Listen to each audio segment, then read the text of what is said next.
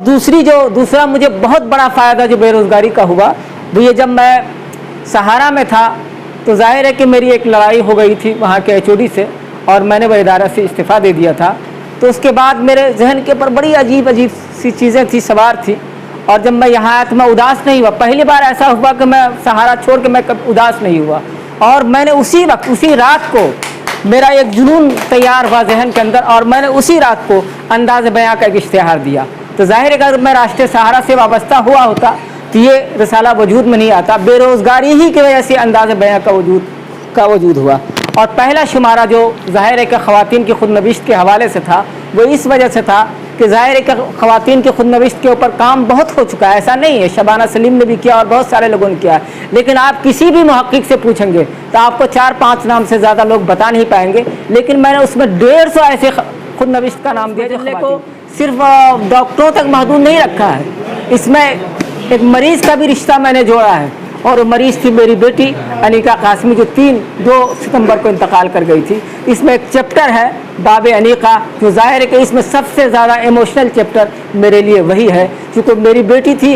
और ज़ाहिर है कि जिस दिन उसका इंतकाल हुआ उस दिन मैं होली फैमिली हॉस्पिटल ही में था, डॉक्टर से एक मरीज़ का मैं रिश्ता देख रहा था। तो इसके अंदर मरीज़ भी है और डॉक्टर भी है, और मेरे लिए इसमें सबसे जो अहम बाब है वो मरीज़ का बाब है।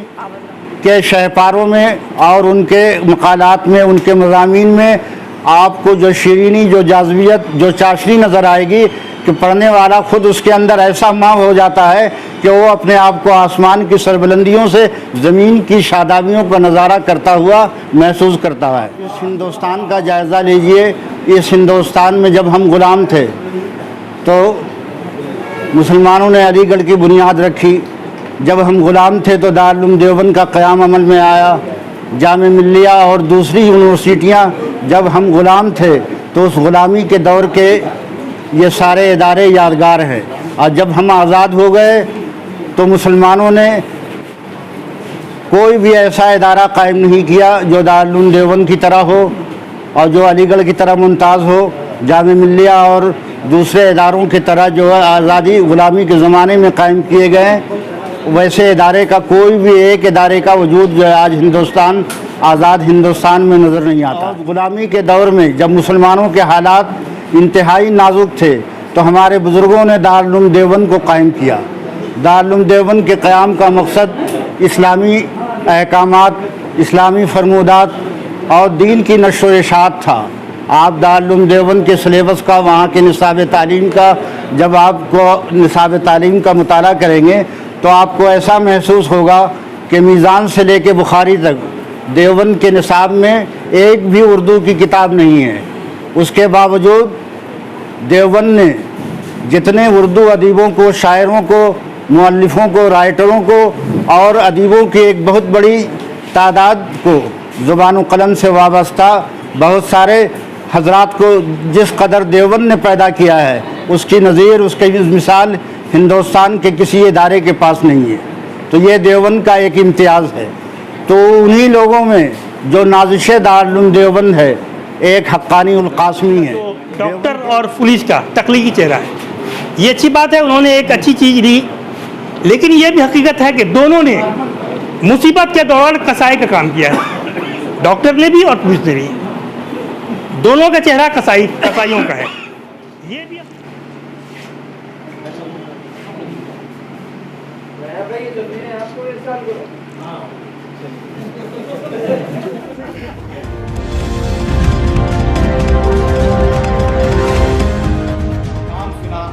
हमारा उर्दू अदब से तो कोई दूर दूर तक लेना देना नहीं है, मगर जी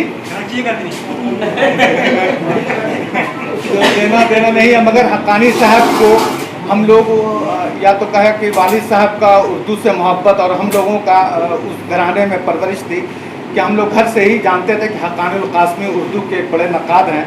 और इस वजह से उसको जब अलीगढ़ पहुँचे तो वहाँ भी हक्कानी साहब का नाम हम लोगों ने सुना कि नई नस्ल में कोई है लिखने वाले तो हक्कानी उल कासमी साहब हैं। बड़े को देख लेते हैं, सुर्खी अच्छी हो जाती है, उसकी मानवियत बदल जाती है, उसके हुस्न में इजाफा हो जाता है।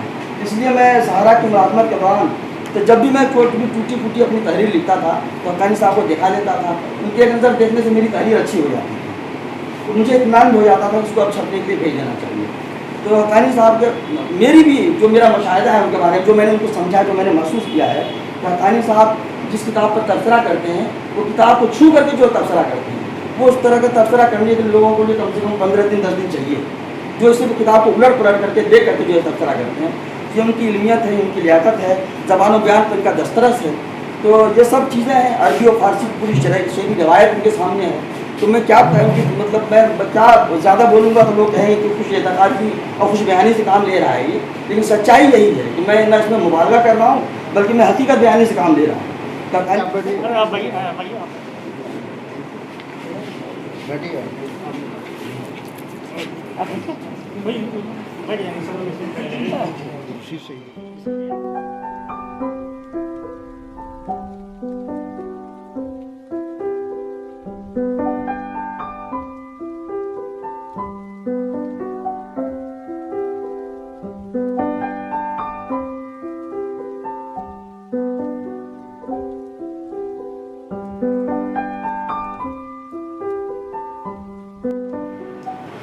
बेरोज़गारी से मुझे ज़िंदगी में 2 बड़े फ़ायदे हुए हैं। जब मैं अखबार-ए-नौ में मुलाज़मत करता था, जैसे ही मैं अखबार-ए-नौ के ऑफ़िस पहुंचा तो मालूम हुआ कि मेरी खिदमत मुअत्तल कर दी गई है। मैं लौट के आया तो मैं बहुत उदास था। दूसरे ही दिन मेरे पास महबूब रहमान फ़ारूक़ी साहब का ख़त आया कि तुम कल किसी तरह आजकल आ जाओ, तुमसे एक बहुत ज़रूरी काम है।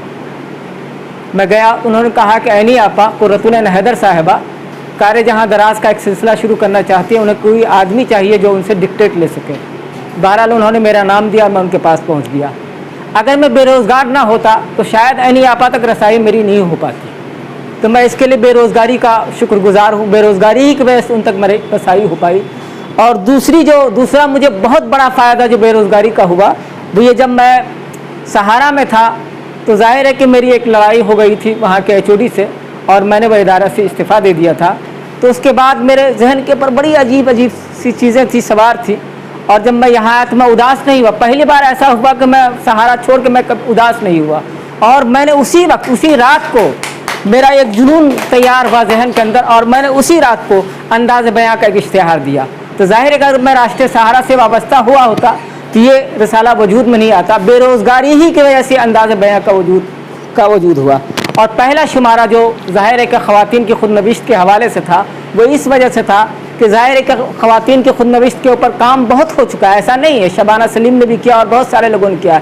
लेकिन आप किसी भी मुहक्किक से पूछेंगे तो आपको 4-5 नाम से ज़्यादा लोग बता नहीं पाएंगे। लेकिन मैंने उसमें 150 ऐसे खुदनविश्त का नाम दिया जो ख़वातीन के लिए की हुई है। और दूसरा जो शुमारा मेरा तो पुलिस का तख्लीकी चेहरा। तो ज़ाहिर है कि पुलिस के बारे में आम लोगों का जो नज़रिया है वो सबसे वाकिफ़ है, सब लोग वाकिफ़ हैं। उनके बारे में एक मनफी इमेज है पुलिस के बारे में। लेकिन मैंने तलाश किया तो मैंने महसूस किया कि चाहे कोई भी मैदान हो अदब का, उसमें पुलिस वालों की बड़ी खिदमत रही हैं। चाहे शायरी हो तो शुजा खबर का नाम आता है, ऐन रशीद का नाम आता है, और बहुत सारे लोगों का नाम आता है। नावल निगारे का जिक्र हो तो पैगाम आफाकी का नाम आता है। इसी तरह तहकीक में बहुत सारे नाम आते हैं, शिव शंकर जी का नाम आता है। तो इस तरह बहुत सारे नाम। तो ज़ाहिर है कि मेरा एक नया हमेशा से एक रहा है कि कोई नया जजीरा तलाश करूं।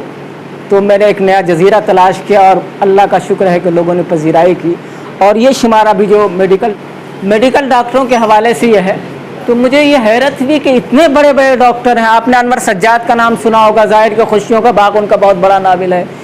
इसके अलावा अरमान नजवी का नाम बहुत सारे लोगों ने सुना होगा, तकी आबदी का नाम लोगों ने सुना होगा। इस तरह के बड़े बड़े नाम है इस मैदान के अंदर जो मेडिकल डॉक्टर, मेडिकल प्रोफेशन से वाबस्ता होते हुए अदब के अंदर उनका नाम है। अनवर सज्जाद हैं, अनवर जाहिदी एक बड़ा नाम है। सरवत ज़हरा के बारे में सभी लोग जानते हैं। रशीद जहाँ जो अंगारे की एक राइटर है और अंगारे की वजह से उनको शोहरत हासिल हुई, तो वो भी मतलब डॉक्टर थी और उन्होंने बहुत अच्छे अच्छे अफसाने लिखे। और ज़ाहिर के तरक्की पसंद खातून में पहला नाम है एहतजाजी ख़वातीन निगारों में, जिनमें रशीद जहाँ का, जिनके वालिद अब्दुल्ला कॉलेज के बानी भी हैं। तो ज़ाहिर है कि इस तरह की बड़ी बड़ी शख्सियात है। और जब मैंने जो तलाश शुरू किया इस ताल्लुक़ से, तो मुझे हैरत हुई कि डॉक्टर जॉन गिलक्रिस्ट जो फोर्ट विलियम कॉलेज से वाबस्ता थे, उर्दू नस्र को एक नया रुख देने वाला आदमी भी डॉक्टर था। उसके अलावा मुझे नज़र आया कि फ्राइड जिनके हवाले से बड़ी गुफ्तगू होती है और ज़ाहिर है कि अदब को उन्होंने एक नया नज़रिया दिया, तनकीद को, तहलील नफ्सी का, तो वो भी डॉक्टर थे। उसके अलावा एक नाम जो दिल्ली कॉलेज के प्रिंसिपल थे डॉक्टर स्प्रिंगर, जिन्होंने शाहाना आवत की एक कैटेगरी कैटलॉग तैयार किया था बहुत ही जाम है, जो आज भी हवाले में शामिल है, वो ABMD थे। इस तरह के बहुत सारे नाम इसमें लिखे हुए हैं। तो मैं समझता हूँ कि इस तरह की जो अदब और मेडिसिन का जो रिश्ता है उसको तलाश करने की आज के ज़माने में ज़रूरत है।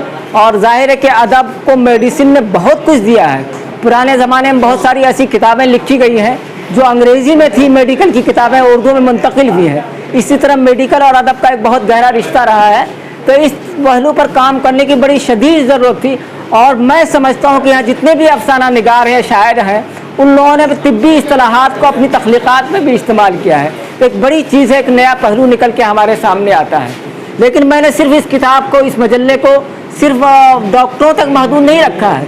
इसमें एक मरीज़ का भी रिश्ता मैंने जोड़ा है, और वो मरीज़ थी मेरी बेटी अनीका कासमी, जो 2 सितंबर को इंतकाल कर गई थी। इसमें एक चैप्टर है बाब अनीका, जो ज़ाहिर है कि इसमें सबसे ज़्यादा इमोशनल चैप्टर मेरे लिए वही है, क्योंकि मेरी बेटी थी। और ज़ाहिर है कि जिस दिन उसका इंतकाल हुआ उस दिन मैं होली फैमिली हॉस्पिटल ही में था, डॉक्टर से एक मरीज़ का मैं रिश्ता देख रहा था। तो इसके अंदर मरीज़ भी है और डॉक्टर भी है, और मेरे लिए इसमें सबसे जो अहम बाब है वो मरीज़ का बाब है। आप हजरात का हम सब बहुत अच्छी तरह वाकिफ़ है कि कोई भी अदीब आज हक़ की बात लिखने से डरता है।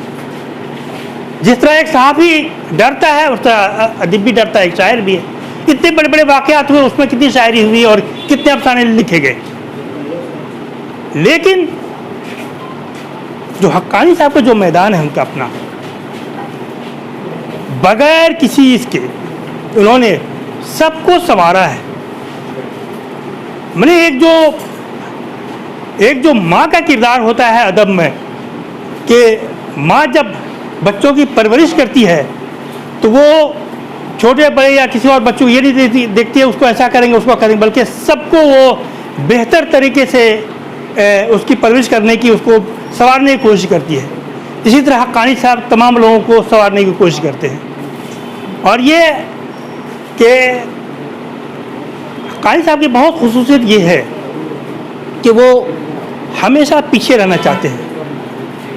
हम लोग हमेशा ख्वाहिश होती है कि वो आगे आएँ और फ्रंट में रह कर के काम करें, लेकिन वो दिक्कत ये है कि हमेशा वो पीछे, हम लोग उठा के पकड़ के लाने की कोशिश करते, जितना पकड़े लाने की कोशिश करते वो उतना ही पीछे भाग जाते हैं।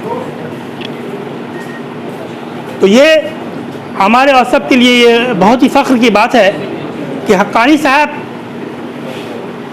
जितना बड़ा मुनफरिद अदीब, नक्काद, साहिब तहरीर हमारे बीच हैं, ये हम लोगों के लिए बड़ी फ़ख्र की बात है। मैं 2 चीज़ों पे थोड़ा सा मैं कहना चाहूँगा। जो डॉक्टर और पुलिस का तख्लीकी चेहरा है, ये अच्छी बात है, उन्होंने एक अच्छी चीज़ दी। लेकिन ये भी हकीकत है कि दोनों ने मुसीबत के दौरान कसाई का काम किया है, डॉक्टर ने भी और पुलिस ने भी। दोनों का चेहरा कसाईयों का है, ये भी अपनी जगह एक हकीकत है। और हम लोग जितना पुलिस को जितना जानते, लोग इफ्तारी तौर पर जिन लोगों को जानता, कोई भी एक आदमी नहीं मिलेगा आपको जो पुलिस के बारे में अच्छी राय रखता हो। ठीक है, वो अदीब है, अदीब के लिहाज से बच्चे हो सकते हैं, वो डॉक्टर है, वो शायरी अच्छी कर सकते हैं। लेकिन सबसे अच्छी चीज़ ये है कि वो अमली ज़िंदगी में जब उनके एक मरीज़ के साथ होता है या एक इंसाफ मांगने वाला किसी पुलिस के पास जाता है तो उनका रवैया उनके साथ क्या होता है, ये बहुत अहम होता है। बहुत बहुत शुक्रिया। बिस्मिल्लाहिर्रहमानिर्रहीम।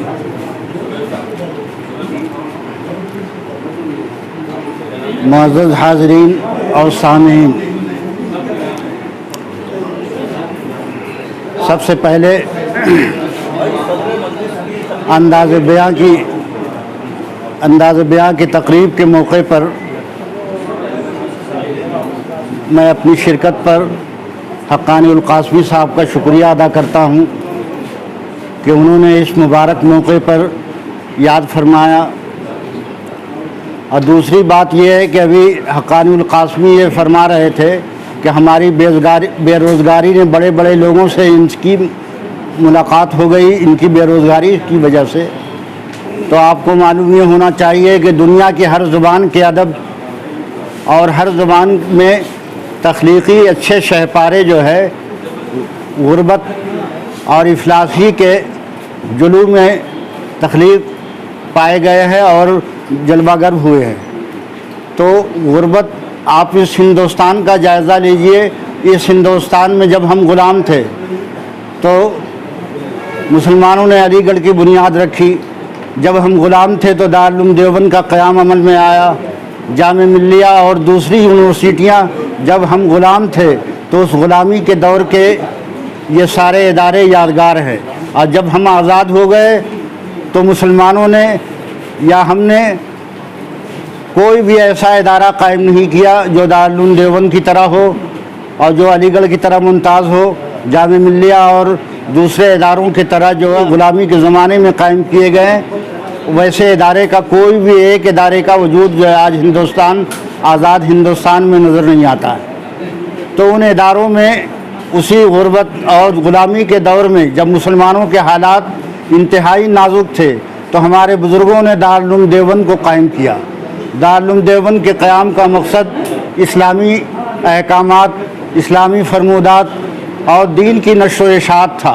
आप दारुल उलूम देवबंद के सिलेबस का, वहाँ के निसाब तालीम का, जब आपको निसाब तालीम का मुताला करेंगे तो आपको ऐसा महसूस होगा कि मीज़ान से लेके बुखारी तक देवबंद के निसाब में एक भी उर्दू की किताब नहीं है।